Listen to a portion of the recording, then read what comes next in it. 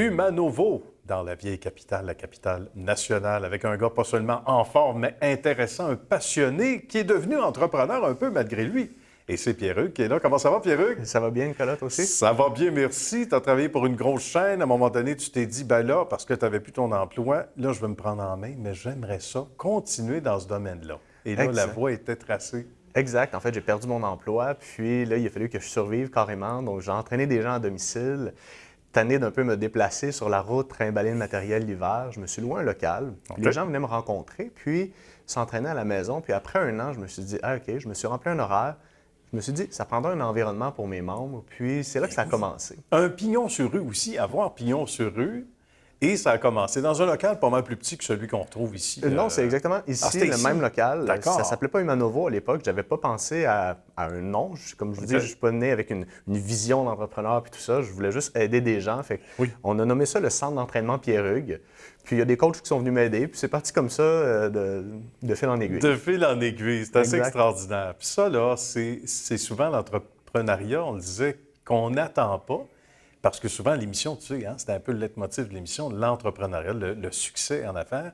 Mais il n'y a pas d'éléments linéaires toujours. Des fois, ça arrive un peu comme ça, comme par accident, perte d'emploi ou des gens qui hésitent longtemps puis qui se disent « Hey, ouais, je suis capable ». Puis souvent, ce sont les plus surpris. Et c'est tant mieux parce que ce sont de bonnes nouvelles. À partir du moment où tu te dis « Bon, ben là, je vais peut-être changer de nom », il y a quelque chose de sérieux, je peux gagner ma vie avec ça. À quel moment tu as eu le déclic dans ton esprit? C'était peut-être parce que tu engageais beaucoup de gens, tu voyais que ton horaire se remplissait? Ouais. J'ai toujours su que je pouvais gagner ma vie avec ça. OK.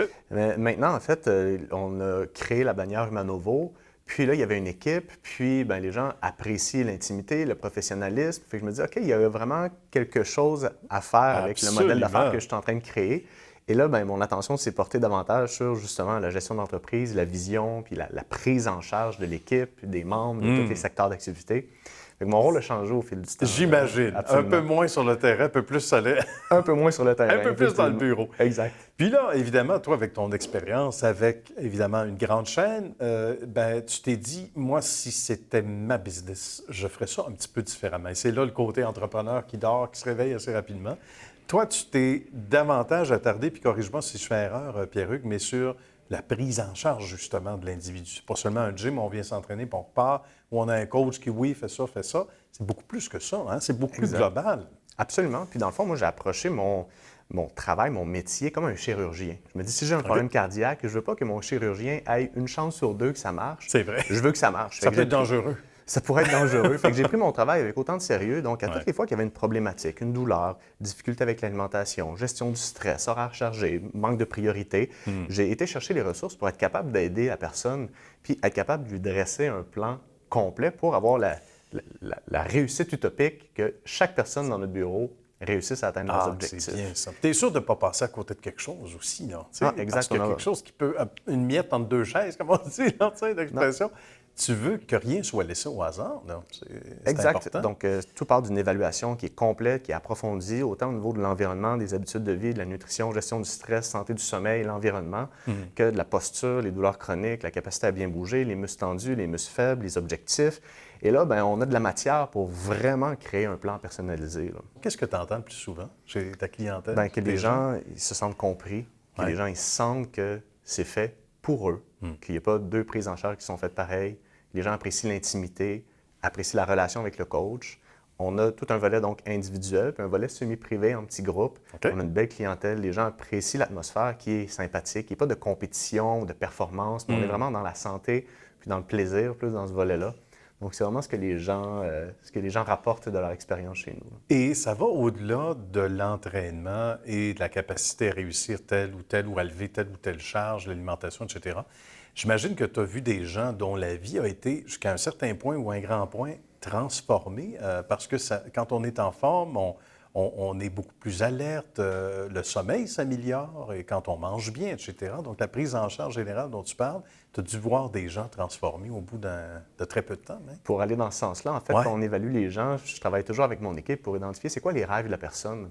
Parce qu'on est sur Terre pour réaliser des choses, puis ce qu'on veut, dans le fond, c'est que nos habitudes de vie, notre style d'entraînement, puis notre alimentation, ils supportent ces rêves-là. Donc, on ne fait pas de l'entraînement puis des objectifs de perte de poids une finalité, mais vraiment un moyen de réussir à à être heureux dans la vie. C'est vrai, j'aime Donc, ça. c'est un peu dans cette énergie-là qu'on accompagne les gens. Là.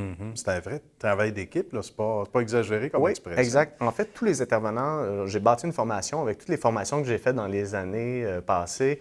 Il y a une formation à l'interne pour les permettre de prendre en charge un individu sur plusieurs volets. Bien. Puis, à partir de là, bien, c'est sûr qu'ils vont avoir des préférences, dans le fond, dans leur développement professionnel. Mais on est une équipe de 4 pour l'instant. OK. Puis, on travaille très, très près de nos membres.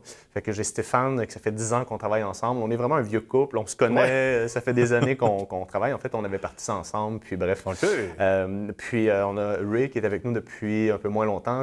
Puis Patrick, ça fait 6 ans. Donc, on est une petite équipe bien soudée qui prend soin de notre monde. Tu sais que l'émission est présentée aux 4 coins du Québec, donc ça Absolument. va peut-être donner l'idée à des gens de venir te voir physiquement. Entre-temps, tu as ton portail web et on va se quitter là-dessus. Ça va déjà trop vite.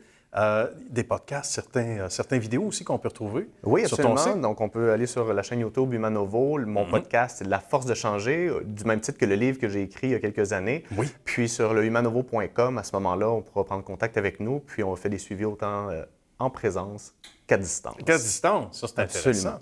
Ça. Alors, c'était un beau rendez-vous, mon cher Pierre-Hugues. Merci, Salutations à toi. Bravo pour ton beau succès et même un succès surprise. C'est tout un succès. Et souvent, au-delà de nos attentes, félicitations à toi. Bravo pour ce que tu apportes ici dans le coin et à l'extérieur également. Et salutations à ton équipe également. Merci, Nicolas. Merci. À bientôt.